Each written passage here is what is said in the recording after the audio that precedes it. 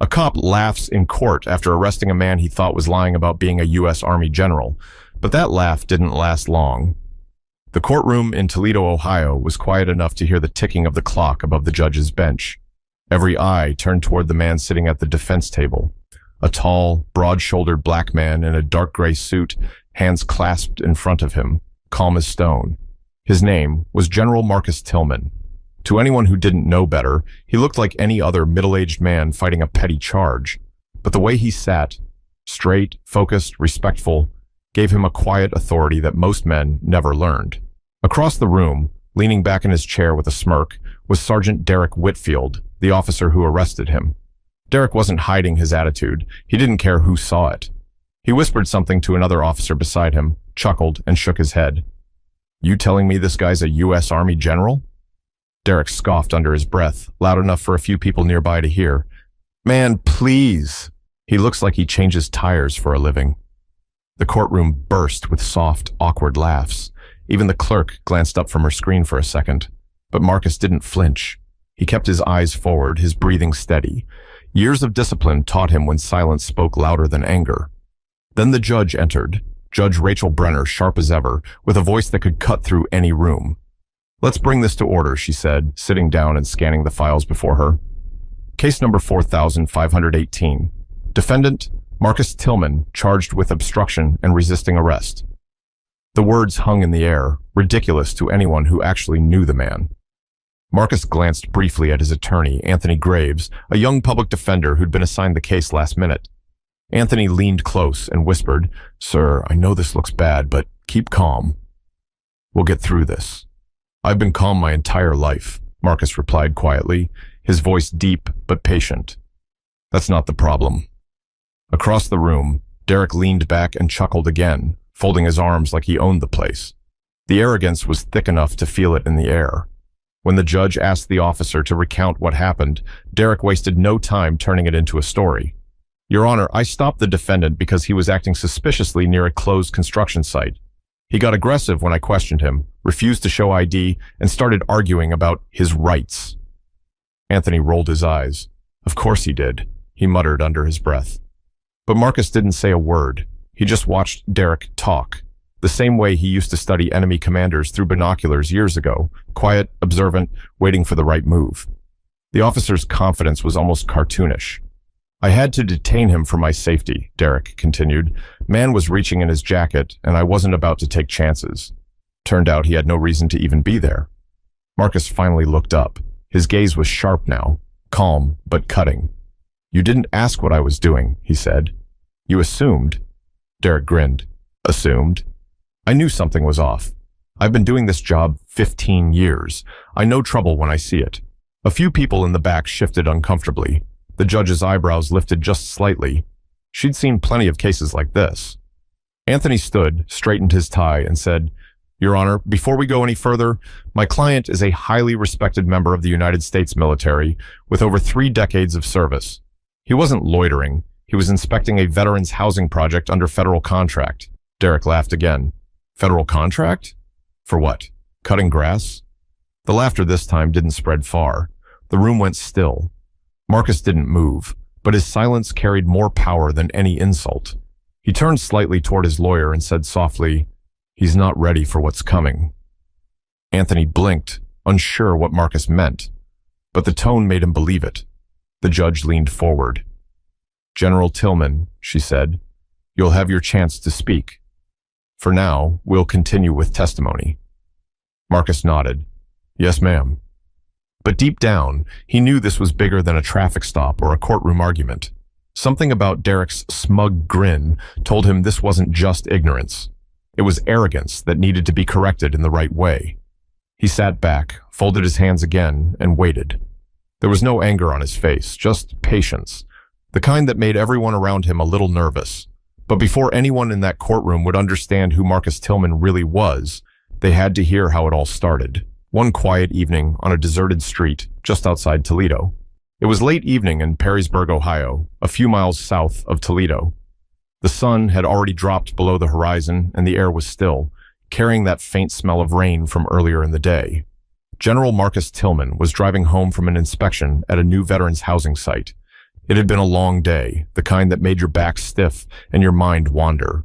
He wasn't in uniform that day, just a plain navy polo shirt and khaki pants. His car, a silver Ford Expedition, had government plates. Inside the passenger seat sat a thick binder of project notes, blueprints, and a sealed envelope marked Department of Defense. He'd planned to drop it off first thing in the morning. Up ahead, a police cruiser sat idling at a stop sign, lights off. As Marcus passed, he noticed the cruiser pull out behind him. He didn't think much of it, at least not at first. But the headlights stayed close, too close. He glanced at his rearview mirror, then at his speedometer. 41 in a 40 zone. Nothing unusual. Still, the cruiser followed. A minute later, flashing red and blue lights filled his back window. Marcus sighed, eased over to the shoulder, and put his hands on the steering wheel where they could be seen. It wasn't his first time dealing with authority, but it was the first time he wasn't the one in command. The officer approached slowly. It was Sergeant Derek Whitfield, stocky, mid-40s, with a square jaw and the kind of stare that never came from caution, only ego. "Evening," Derek said, shining his flashlight through the window. "License and registration." Marcus reached carefully for his wallet. "Of course, officer." "May I ask what the issue is?" "You rolled through a stop sign back there," Derek replied flatly. Marcus blinked. "A stop sign?" "Yeah. You didn't make a complete stop. Been drinking tonight?" "No, sir," Marcus said evenly. "Just coming back from work." "Work, huh?" Derek leaned in slightly. "What kind of work?" "I'm with the U.S. Army," Marcus said, handing over his license. "General Marcus Tillman." Derek smirked. "General, huh? That's a new one. You military guys love throwing titles around." Marcus stayed quiet, watching him. "It's not a title, officer." "It's my job." Derek took the license and flashlighted it. "We'll see about that. Sit tight." He walked back to his cruiser. Marcus exhaled slowly. It wasn't anger that filled him. It was that familiar mix of exhaustion and disbelief. He'd spent decades serving his country, leading soldiers in combat zones, protecting men who looked exactly like Derek. Yet here he was, being treated like a suspect on the side of a road. After a few minutes, Derek returned, his tone sharper now. "Step out of the vehicle." "Is there a problem?" Marcus asked calmly. "I said step out." Marcus unbuckled and got out, his posture straight but non-threatening. Derek immediately positioned himself like he was ready for a confrontation. "I ran your plates," Derek said. "This car's registered to a federal agency. You want to tell me how you got it?" "I already did," Marcus replied. "It's a government-issued vehicle." Derek circled him slowly. "Government-issued? You think I'm stupid? People don't just drive around with plates like that." "I don't think you're stupid," Marcus said quietly, "but I think you're making assumptions." That one line hit Derek harder than Marcus expected. His jaw tightened. "Watch your tone," he snapped. "My tone?" Marcus asked, still composed. "I'm simply answering your questions." Derek stepped closer. "You think you're better than me, huh? With your fake badge and your big words?" "I never said that." "Hands on the hood," Derek ordered. Marcus hesitated for half a second, not out of defiance, just confusion. "For what reason?" "Suspicion," Derek barked. "Don't make me repeat myself." Marcus complied, resting his palms on the hood. The metal was still warm from the drive. He'd been through combat, hostage negotiations, bomb scares, but this moment, felt heavier than any of those, because this wasn't war. This was home. Derek began patting him down aggressively. "You carrying any weapons?" "I'm licensed to carry," Marcus replied, "but my firearm's locked in the glove box." "You're welcome to retrieve it yourself." "Oh, I will," Derek said, smirking again. "You military types love to test people. Let's see what you're really hiding." When he opened the passenger door, the first thing he saw was the binder and that sealed Department of Defense envelope. "What's this?" Derek asked. "Official documents," Marcus said. "Please handle them carefully." "Official documents, my—" "Yeah, right." Derek scoffed. "You printing fake letters now?" Marcus's patience was thinning. "That's classified material, Sergeant." "You're not authorized to—" "Authorized?" Derek interrupted, laughing. "Man, you really think you're someone important, don't you?" Marcus didn't answer. He just looked down, almost disappointed. He'd seen arrogance before, but this wasn't confidence. It was ignorance wrapped in a badge. But Derek wasn't done yet. The real trouble was just beginning. Because when ego meets power, someone always gets hurt. Derek slammed the passenger door shut and stalked back toward Marcus, waving the sealed envelope like he'd just caught a criminal red-handed. "You want to tell me what this is?" he demanded. "I already did," Marcus said steadily. "It's a Department of Defense file. Classified housing reports." Derek's grin widened. "Classified? Man, you got jokes. You think saying big words is going to scare me?" "I'm not trying to scare you, officer," Marcus replied calmly. "I'm trying to make sure you don't break federal law by tampering with those documents." That was it. Derek's face turned red. "You don't tell me what the law is." "I don't need to," Marcus said quietly. "You swore to uphold it." For a second, Derek just stared at him, eyes hard, jaw set. Then he stepped closer until he was nearly nose to nose with Marcus. "Put your hands behind your back." Marcus blinked. "For what charge?" "Obstruction. Interfering with a police investigation." "What investigation?" Marcus asked, his voice still even. "This one," Derek said, pulling out his cuffs. The sound of metal clicking echoed down the empty road. Marcus didn't resist. He turned, let Derek cuff him, and kept his gaze straight ahead. Years of discipline taught him that sometimes restraint was the loudest protest. A passing car slowed down for a second, headlights washing over the two men. Marcus could feel the weight of that look, the way strangers assumed guilt before innocence. "Officer," Marcus said quietly, "I'd like to call my attorney." Derek laughed. "You can call whoever you want once we get to the station. Maybe they'll come pick you up from the drunk tank." "I haven't been drinking." "Yeah, and I'm the mayor of Toledo," Derek sneered. Marcus looked at him for a moment. "You should be careful how you treat people, Sergeant." "Why's that?" "You gonna file a complaint?" Derek mocked. "Go ahead. I'll have it buried before it leaves the front desk." Marcus shook his head slowly. "No, you're not the one I'd be calling." That line caught Derek off guard. "What's that supposed to mean?" "Nothing," Marcus said simply. "Let's go." Inside the cruiser, Marcus sat quietly in the back seat, hands cuffed, watching the rain begin to tap against the window. Derek was talking on his radio, bragging to dispatch that he'd picked up a suspicious subject with fake military credentials. Marcus closed his eyes. Not from fear, but from disbelief. After all these years serving his country, after countless nights overseas defending people he would never meet, this was the thanks he got. When they reached the precinct, the mood shifted. The desk officer looked up when Marcus was brought in. "What's the charge?" he asked. "Obstruction," Derek said proudly. "Guy was acting shady, claimed he's some big-shot army general." The desk officer glanced at Marcus. "You got ID?" "It's in the binder he confiscated," Marcus replied. Derek rolled his eyes and tossed the binder onto the counter. The clerk opened it, flipped through the papers, then froze. Derek," he said slowly, "these are legitimate. They've got federal clearance tags. You sure you want to process this?" Derek frowned. "What are you talking about?" The clerk pointed at the letterhead. "This isn't fake, man. Look at the seals. You might want to make a call before you book him."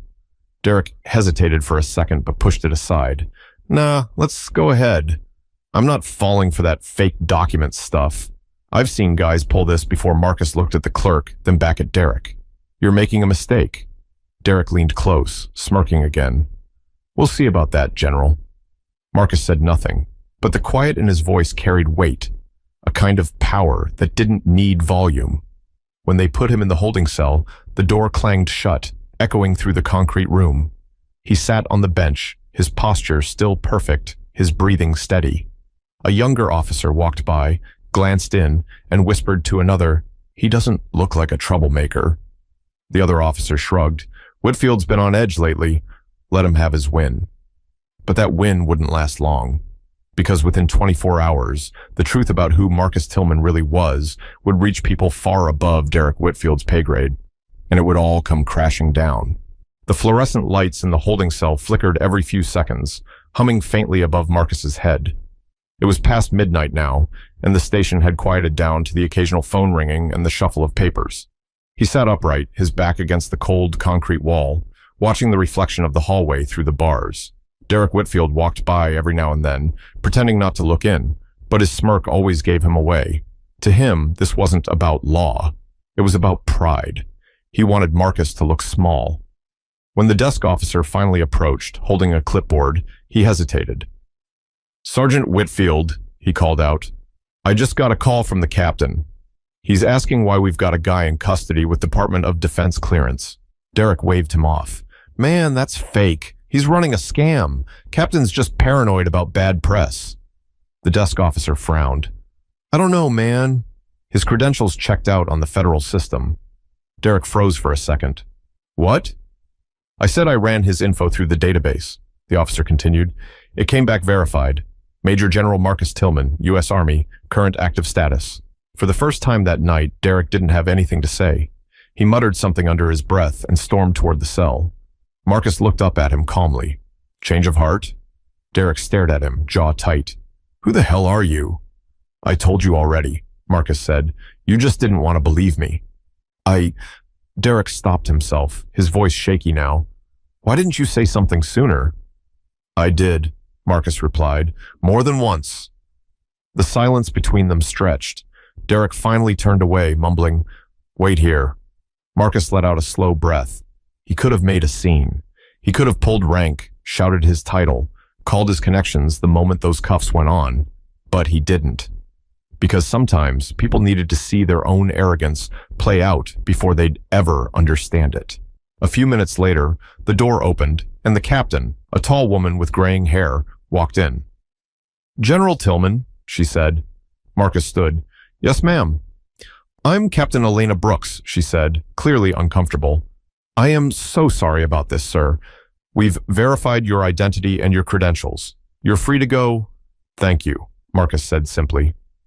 Derek stood behind her, eyes down. He looked like a kid who'd just been caught stealing candy. The captain turned to him sharply. "Sergeant Whitfield, in my office. Now." He followed, silent. Marcus gathered his binder and envelope from the desk, checking that everything was intact. The younger officer who had verified his credentials approached him carefully. "Sir, I just want to say, for what it's worth, I'm sorry. That never should have happened." Marcus nodded. "You're not the one who needs to apologize." As he walked toward the exit, he caught a glimpse through the glass window of Derek standing in the captain's office, getting chewed out. He didn't smile, didn't gloat. He just kept walking. Outside, the air felt heavy. The streetlights cast long shadows over the lot, and the sound of rain dripping from the awning filled the silence. He got into his SUV and started the engine, staring at his reflection in the rearview mirror. His eyes were tired, but focused, the look of a man who had spent his whole life fighting battles that no one else wanted to see. As he drove away, he made one call, just one. It wasn't to a lawyer or a friend. It was to a number stored deep in his contacts, one labeled Office of the Secretary of the Army. "Sir," the voice on the other end said, "we've been informed of the situation." "Are you all right?" "I'm fine," Marcus said, "but I'm not the one who needs help understanding what just happened." "Understood," the voice replied. "We'll handle it." Marcus ended the call, pulled into his driveway, and sat there for a moment. His house was quiet. The world was quiet. But inside him, there was that old familiar ache, the one that came from realizing some fights didn't end when you left the battlefield. But this wasn't over.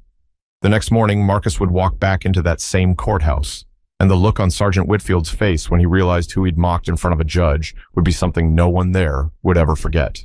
The morning sun streamed through the tall courthouse windows in downtown Toledo. The light hit the marble floors just enough to give the room a calm glow, but there was nothing calm about what was about to happen inside. Marcus Tillman arrived early, dressed sharply in a pressed charcoal suit. He walked with that same slow, deliberate stride soldiers carried long after retirement.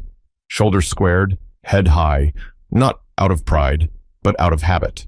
Every step counseled down the hallway, drawing quiet glances from others waiting for their cases. Most didn't recognize him. To them, he was just another man in line for his day in court. At the other end of the hall, Sergeant Derek Whitfield leaned against a wall, flipping through his report file, pretending not to see Marcus approaching. His smirk was back, though not as strong as before. He still believed he had the upper hand. When Marcus stopped a few feet away, Derek finally spoke. "Didn't expect you to actually show up," he said. "I always show up," Marcus replied calmly. "It's part of my job." Derek laughed quietly. "Still keeping up that general story, huh? You got guts, I'll give you that." Marcus looked at him, not angry, not even surprised. "It's not a story, Sergeant. It's my life." Before Derek could respond, the bailiff opened the courtroom door and called, "All rise." Inside, the room was small but packed. A few reporters were present, local news types who loved a good police story.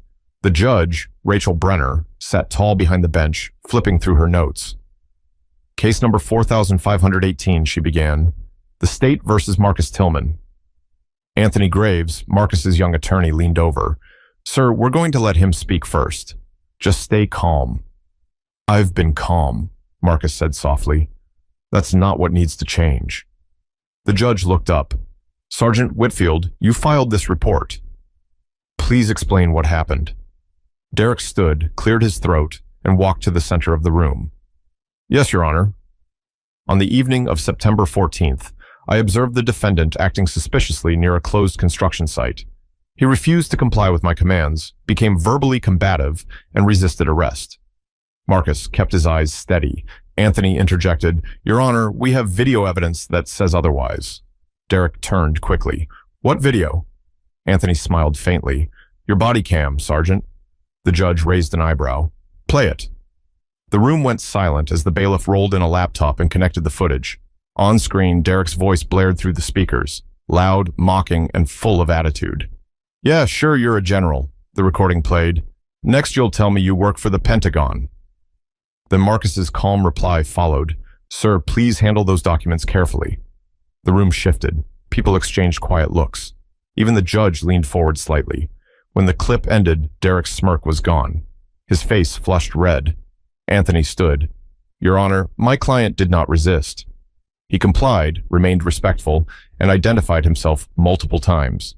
Yet he was arrested, mocked, and detained overnight, despite his verified military credentials." Judge Brenner folded her hands. "Sergeant, were you aware of the defendant's identity before detaining him?" Derek stammered. No, Your Honor. I thought he was lying. And when his credentials were verified, I didn't believe it." "You didn't believe a verified federal record?" the judge pressed. "Or you didn't want to?" The courtroom stayed silent.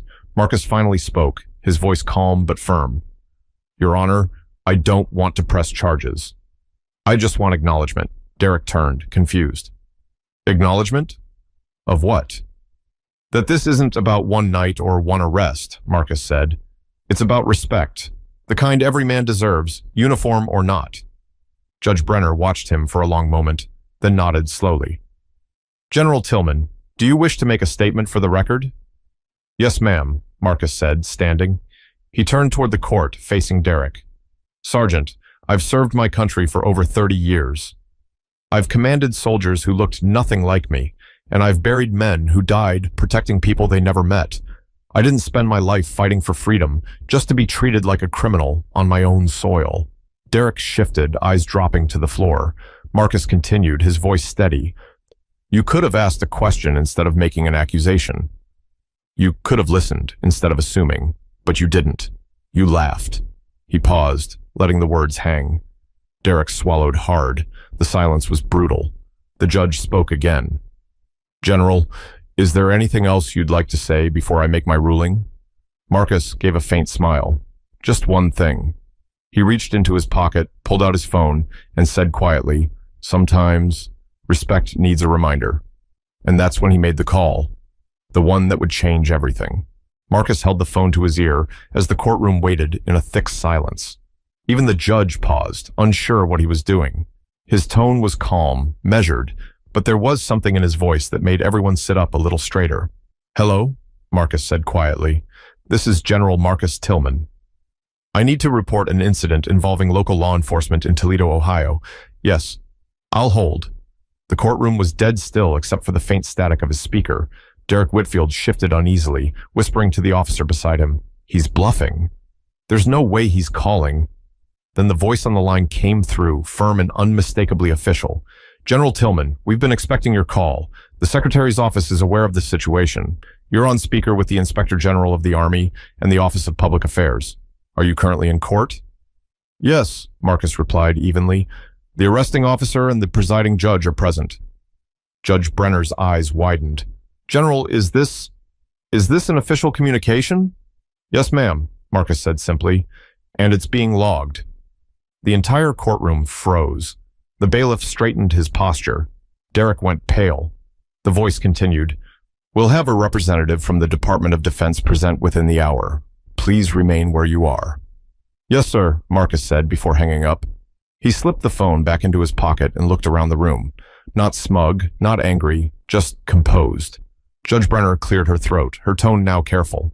General Tillman, I think it's best we take a brief recess. Marcus nodded. That would be wise, Your Honor. As she struck the gavel, the courtroom broke into murmurs. The reporters who'd been half asleep earlier were now scrambling for their phones, whispering into recorders. Derek stood frozen, watching Marcus walk past him toward the hallway.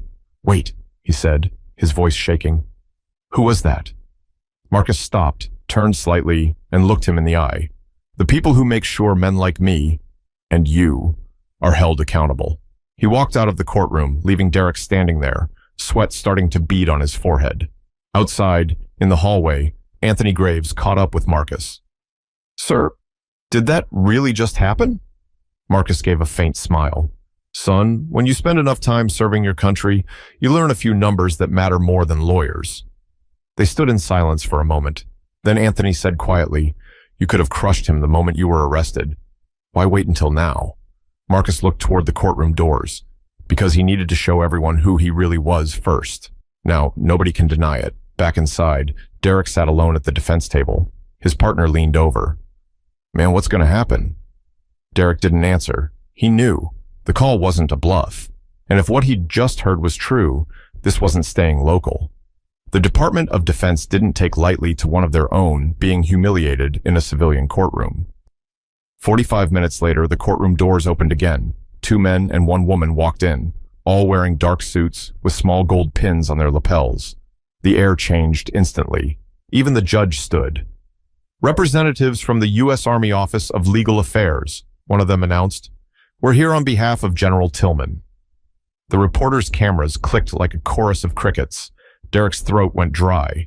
The lead representative handed a document to the judge. Your Honor, we are requesting the immediate dismissal of all charges against General Tillman and the opening of an internal review into Sergeant Derek Whitfield's conduct. The Department of Defense will also be issuing a formal statement to the press. Judge Brenner nodded, her expression tight but respectful. So ordered. She turned toward Derek. Sergeant, I suggest you get representation. He stared down at the floor, his earlier arrogance gone, replaced by something Marcus had seen 1,000 times before. Shame. As the representatives walked toward Marcus, one of them said quietly, General, we apologize on behalf of everyone who should have known better. Marcus extended his hand. Apology accepted. But this isn't about me. It's about what's right. The man nodded. We'll make sure that message is heard loud and clear. Marcus turned and looked once more toward Derek. Their eyes met for a brief second, not in anger, but in quiet understanding of how far pride can fall when truth shows up in the room. But even with the courtroom turning in his favor, Marcus wasn't done.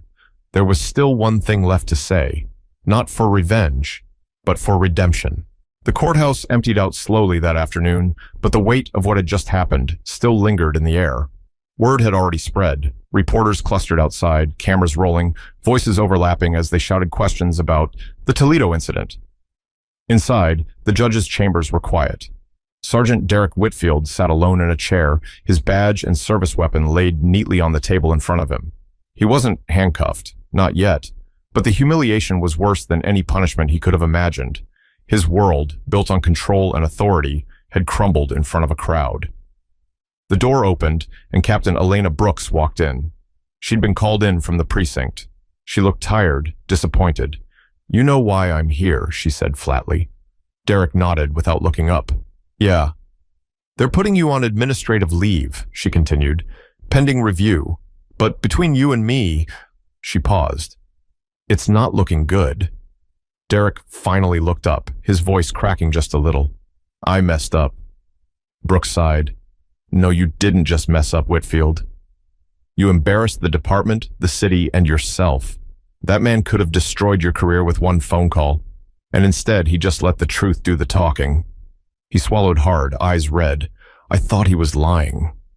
That's the problem, she said quietly. You thought. You didn't ask. You didn't listen. For a moment, neither spoke. The room felt heavier than before. Meanwhile, out in the courthouse hallway, Marcus stood with Anthony Graves and the DOD representatives. Reporters tried to push through the crowd, shouting, General Tillman! General Tillman!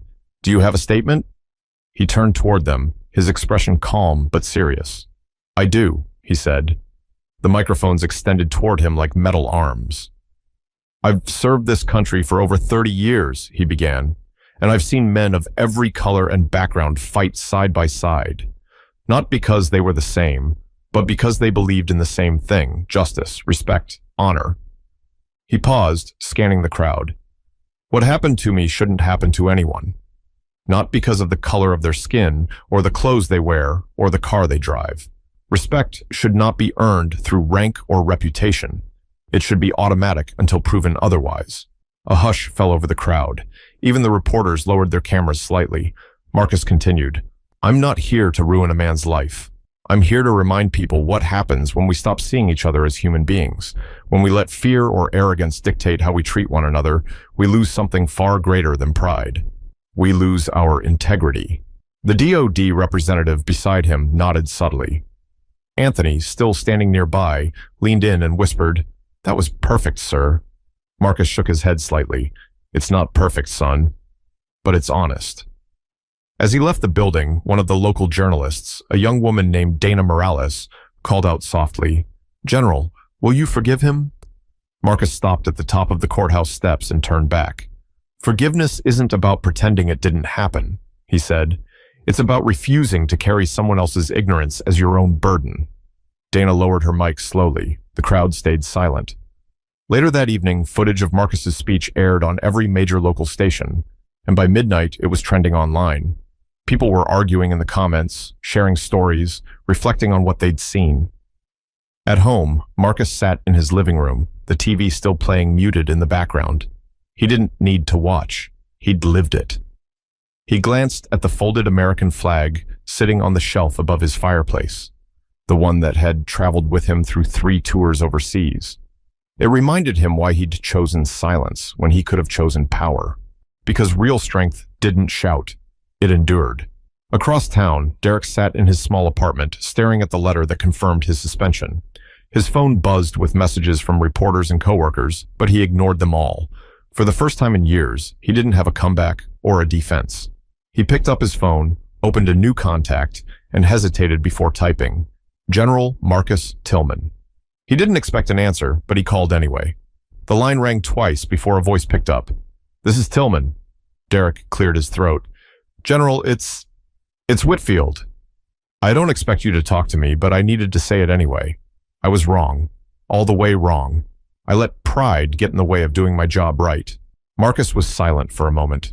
You've taken the first step, Sergeant. The next one's harder. I know, Derek said quietly.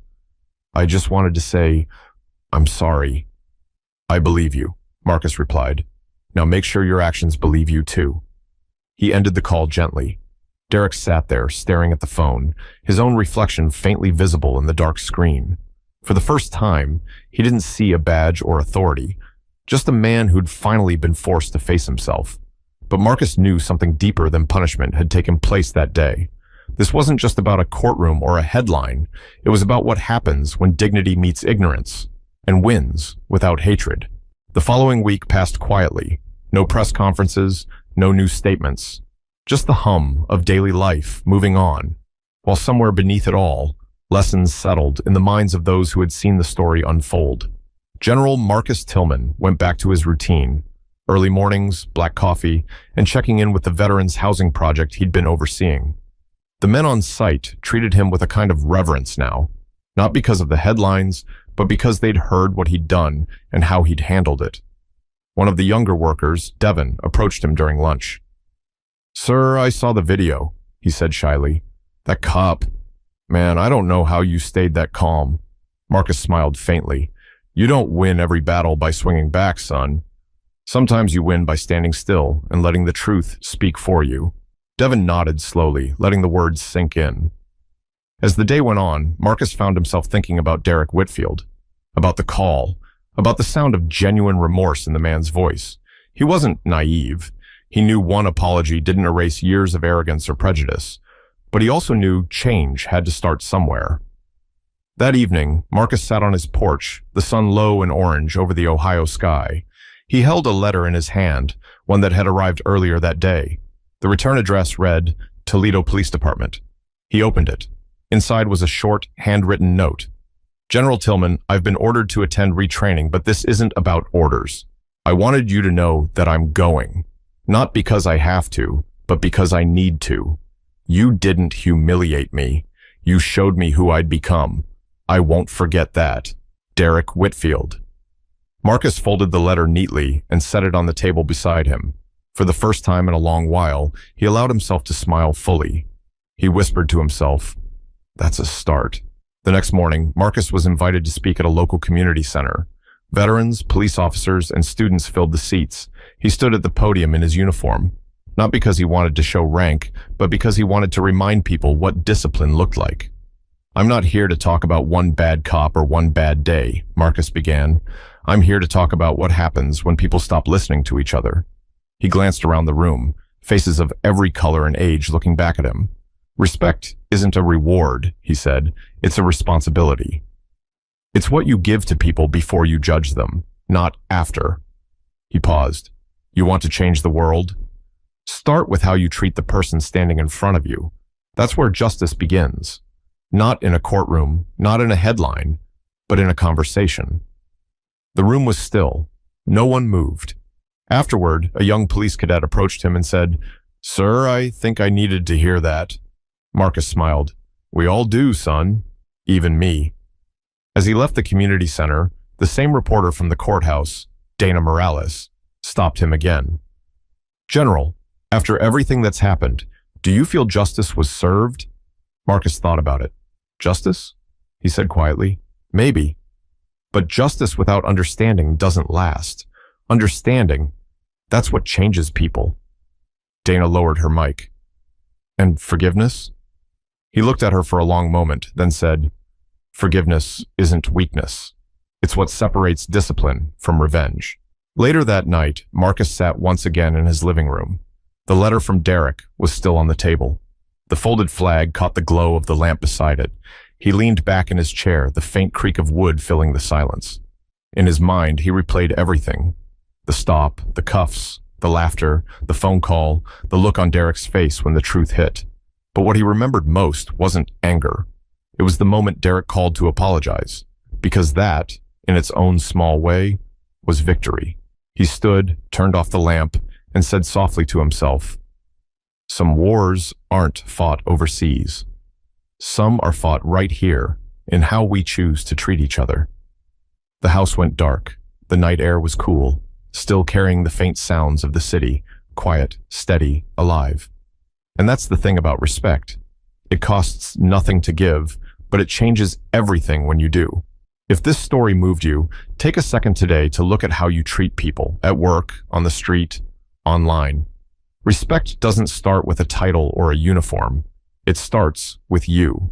Share this story with someone who needs that reminder, and let's make understanding louder than hate.